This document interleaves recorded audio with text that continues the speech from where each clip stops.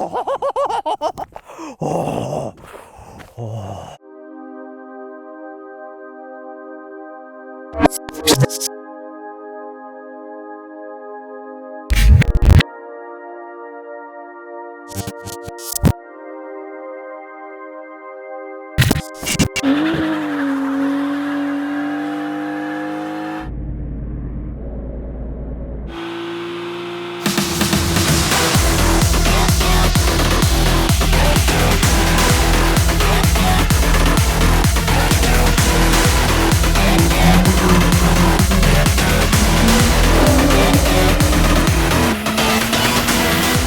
This is the brand new BMW M2. We have got the 3-litre single turbo twin scroll motor, 370 brake horsepower. I mean, take a look at it. It is squat. It looks awesome. We've got the front and rear axle from a BMW M3/M4. And at the rear, we have, all hail, quad exhausts. So here we are in the Spanish mountains in Malaga. Don't know if you can hear me because this car is extremely boomy, especially with that optional exhaust. I am actually in comfort mode at the moment, believe it or not. It's quick, it's shouty, and it's very, very, very fast. So 0 to 62 with a manual, 4.5 seconds. Like most modern fast cars, the M2 is limited to 155 miles an hour. If you live in Germany and only Germany, you can tick a box that says, "Give me the full speed now," at which point your 155 mile an hour M2 becomes a 186 mile an hour M2. Now the reason that the M2 exists is because BMW wants to introduce a younger buyer to its brand. So with the M2, they are trying to introduce and trying to usher in 25 to 30-year-old richer kind of folk. People who can't quite yet afford an M3 or an M4. So the first thing I noticed about the M2 is that the gearbox is very light, feels a little bit rubbery, but the shift itself is quite a short shift, very easy to get in, quite notchy, but you've got that kind of weird rubbery type thing going on. So it's not kind of old school BMW, it's a lot lighter than that. Now we've been on greasy Spanish roads today. It's been raining, it's been misty, it's been really rough today actually. Spain, I'm disappointed. And the first thing that you will note in the M2 is that the back end is super, super lively, even in comfort mode. When you're not expecting it, it kind of kicks out a little bit through corners. And yeah, that's with all the systems switched on. Also a little bit understeery at times, so you do have to be wary about that. This isn't a car to be driving in the wet, that's for sure, especially not on these glass-like roads. With a manual gearbox and no options tick, the M2 costs £44,000. This car, however, with M Performance parts, a shoutier exhaust, Xenons, window tints, a heated steering wheel and way more stuff that I don't have time to discuss, has a list price of £55,000, which puts it right up there with its bigger, faster and way more murderous brother, the M4. Now the question is, will it fist? Oh, it's got to fit, come on. I'm quite disappointed with that. I think we should go into sport mode and see what that does. So, exhaust note gets a little bit louder. Can't really tell a difference in the throttle response nor the steering. Actually no, I think the steering does feel a little bit heavier.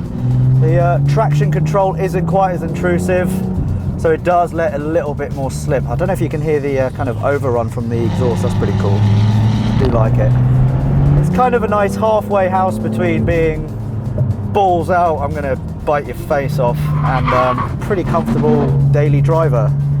Now what isn't pretty comfortable daily driver is Sport Plus. So I think we should have a little shifteroo. Sport Plus. Yeah, and you can immediately feel throttle response is sharper. I've got a sign saying dynamic driving with limited driving stabilization. Stabilization, sorry. Turning is just so good, except when it's understeery in the wets, but the roads have dried out nicely. And yeah, you can see that it does let the rear end slip quite a lot, but it helps you out and it makes you look like a hero. Now one of the cool things with the Manuel is when you drop it into a lower gear, don't know if you got that, let's do that one more time. I'm in third gear, going into second. It auto blips the throttle. So that means you don't have to do it, which is pretty cool if you don't really do it anyway, but for keen drivers like us, I'm sure we blip the throttle on the downshift anyway. So it kind of takes it away, takes the enjoyment away a little bit. Now, of course, you can switch off the traction control completely. Oh, switching off the traction control actually stops the auto blip, which is interesting.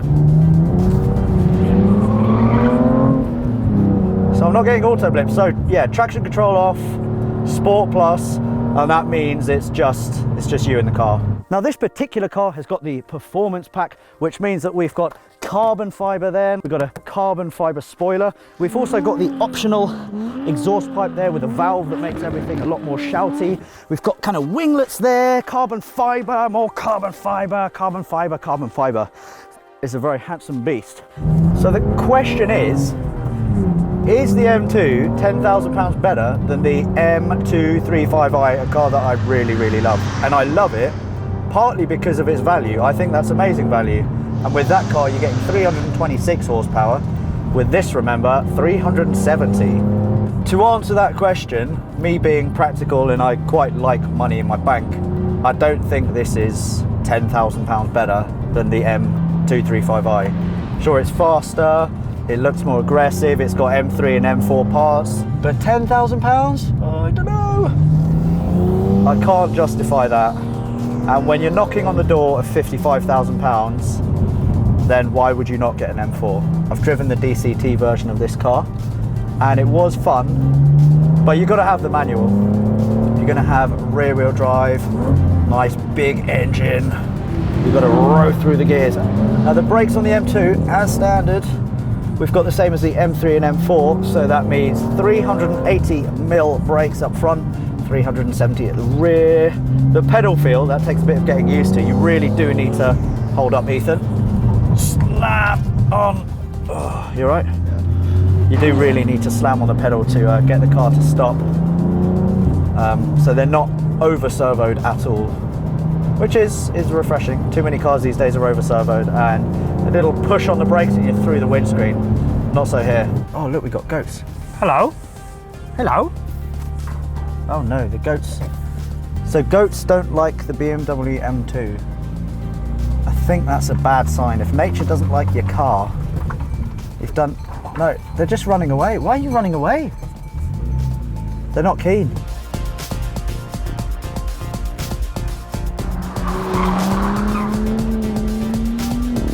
I think I wanted the M2 to be more like its raucous older brother, the 1M, with whom it shares the same mum but different dads. While the 1M is older, it's the jealous and rebellious type that runs away from home every other week. It's strong, short-tempered, and should you attempt to kick it in the butt, its 3-litre twin-turbocharged N54 straight 6 will square right up to you with a knuckle duster. It's the bad boy that gets the girls, and because of its spiky nature, it'll always be the one BMW that you want but that scares you most. While the M2 shares the same DNA as the 1M, it's wrapped in cotton wool. Sure, it's athletic, fast, good-looking and mummy's favourite, but compared with its brother, the power delivery from its single-turbo twin-scroll N55 3-litre straight 6 is smoother, and instead of a knuckle duster, it offers a box of Kleenex and a satisfying hug. MCM shoe test, I know a lot of you guys are keen to see if it will pass, and I can confirm, yeah, I can't actually get it any further than that. Obviously, I'm not going to touch the paint, but this car passes with flying colours. BMW likes to describe the M2 as offering a raw driving experience, but I'd be inclined to disagree. What it is a capable, comfortable and cohesive driver's car that's easy to drive fast, would make the perfect daily, and that looks mega. For a car to be raw in my book, you need to ditch gimmicks like auto blip and produce a car that doesn't make it easy for normal people like me to do cool stuff like this.